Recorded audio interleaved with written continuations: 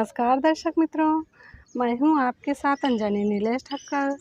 तो आज बात करेंगे वैदिक पंचांग के बारे में। वैदिक पंचांग दिनांक 24 जनवरी 2024, दिन बुधवार, विक्रम संवत 2080, शक संवत 1945, आयन उत्तरायण, ऋतु शिशिर ऋतु, मास पौष मास, पक्ष शुक्ल, तिथि चतुर्दशी रात्रि 9:49 तक तत्पश्चात पूर्णिमा, नक्षत्र पुनर्वसु पूर्ण रात्रि तक एवं वैद्य की सुबह 7:40 तक तत्पश्चात विष्कंभ, राहु काल दोपहर 12:51 से दोपहर 2:14 तक, सूर्योदय 7:19, सूर्यास्त 18:22, दिशा शूल उत्तर दिशा में।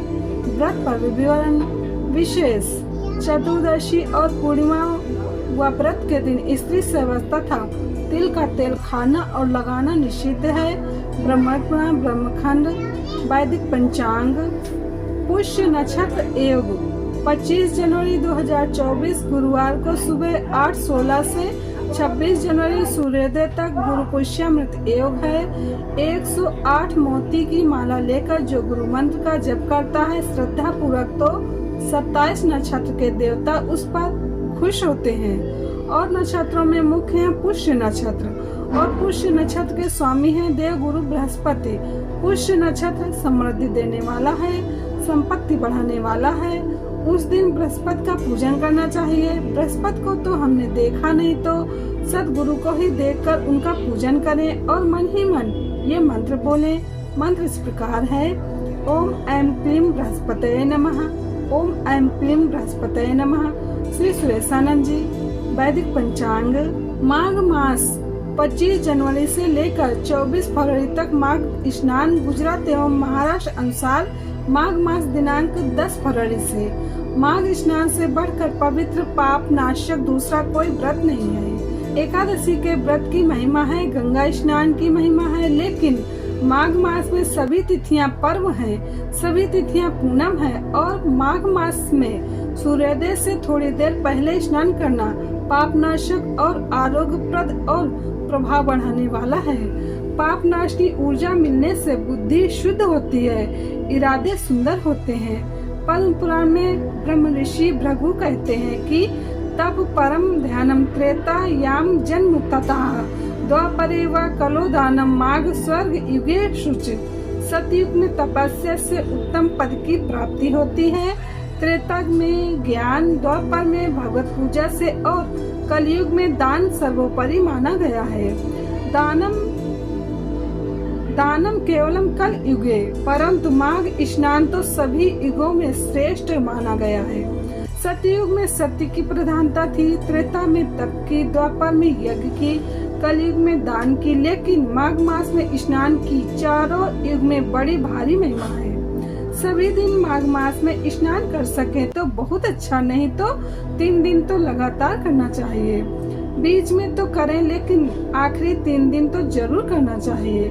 माघ मास का इतना प्रभाव है कि सभी जल गंगा जल के तीर्थ पर्व के समान है। पुष्कर, कुरुक्षेत्र, काशी, प्रयाग में 10 वर्ष पवित्र शौच, संतोष आदि नियम पालने से जो फल मिलता है, माघ मास में 3 दिन स्नान करने से वो फल मिल जाता है। खाली 3 दिन माघ मास प्रातः स्नान सब कुछ देता है। आयु, आरोग्य, रूप, बल, सौभाग्य, सदाचरण देता है। जिनके बच्चे सदाचरण से गिर गए हैं, उनको भी पुचकार के इनाम देकर भी बच्चों को स्नान कराओ, तो बच्चों को समझाने से, मारने पीटने से या और कुछ करने से उतना नहीं सुधर सकते हैं। घर से निकाल देने से भी इतना नहीं सुधरेंगे जितना माघ मास के स्नान से सुधरेंगे। तो सद आचरण, संतान वृद्धि, सत्संग, सत्य और उदार भाव आदि का प्रत्यय होता है। व्यक्ति की सुंदरता उत्तम गुण, समझ उत्तम गुण से संपन्न होती है। नर्क का डर उसके लिए सदा के लिए खत्म हो जाता है। मरने के बाद फिर वो नर्क में नहीं जाएगा। दरिद्रता और पाप दूर हो जाएंगे, दुर्भाग्य का कीचड़ नाश हो जाएगा। यत्न पूर्वक माघ स्नान प्रातः माघ स्नान से विद्या निर्मल होती है। मलिन विद्या क्या है कि पढ़ लिख के दूसरों को ठगो, दारू पियो, क्लबों में जाओ, बॉयफ्रेंड गर्लफ्रेंड करो, ये मलिन विद्या है। लेकिन निर्मल विद्या होगी तो ये पापाचरण में रुचि नहीं होगी। माघ प्रातः स्नान से विद्या निर्मल कीर्ति बढ़ती है, आरोग्य और आयुष्य अक्षय धन की प्राप्ति होती है। जो धन कभी नष्ट न हो वो अक्षय धन की भी प्राप्ति होती है।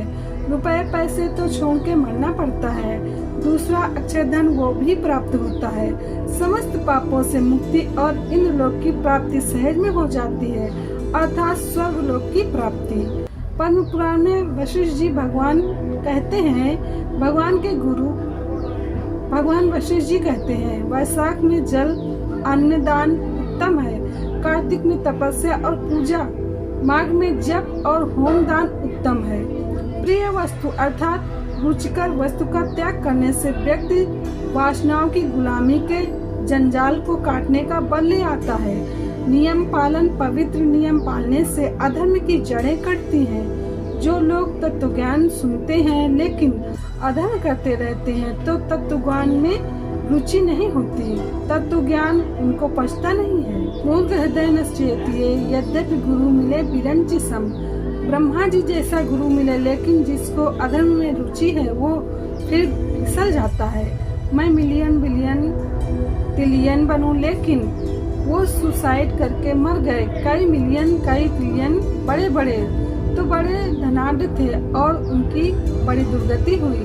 तो जिस वस्तु में आसक्ति है उस वस्तु को बलपूर्वक त्याग दे तो अधर्म की जड़ें कटती है। सकाम भावना से माघ महीने का स्नान करने वाले को मनोवांछित फल प्राप्त होता है, लेकिन निष्काम भाव से कुछ नहीं चाहिए, खाली भगवत प्रसन्नता भगवत प्राप्ति के लिए माघ का स्नान करता है तो उसको भगवत प्राप्ति में भी बहुत आसानी होती है।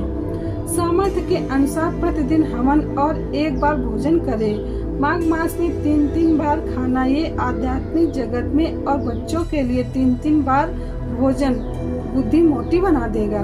माघ मास में जरा नाश्ते से बच जाओ, 2 टाइम भोजन करो। लिखा तो 1 टाइम है लेकिन फिर भी 2 टाइम कर सकते हैं। माघ मास में पति पत्नी के संपर्क से दूर रहने वाला व्यक्ति दीर्घ आयु वाला रहता है और संपर्क करने वाले की आयु से नाश होती है। भूमि पे शयन नहीं तो गद्दा हटाकर सादे बिस्तर पर, पलंग पर और सामर्थ्य जितना भी कमजोर हो, असमर्थ हो, उतना ही उसको बलपूर्वक माघ स्नान कर लेना चाहिए तो धन में, बल में, विद्या में बढ़ेगा। माघ मास का स्नान असमर्थ को सामर्थ्य देता है, निर्धन को धन देता है, बीमार को आरोग्य देता है, पापी को पुण्य, निर्बल को बल देता है। माघ मास में तिल उपटन स्नान मिक्सी में पीस जाते हैं, थोड़ा पानी में घोल बनाकर शरीर को मलकर फिर तिल और जौ, वो पुण्य स्नान है। उपटन स्नान तर्पण, हवन और दान और भोजन में भी थोड़ा तिल हो जाए वो कष्ट निवारक है। पूज्य बापू जी। वैदिक पंचांग संपादक अंजनी नीलेश ठक्कर। वैदिक पंचांग प्रकाशित सूरत शहर गुजरात। वैदिक पंचांग।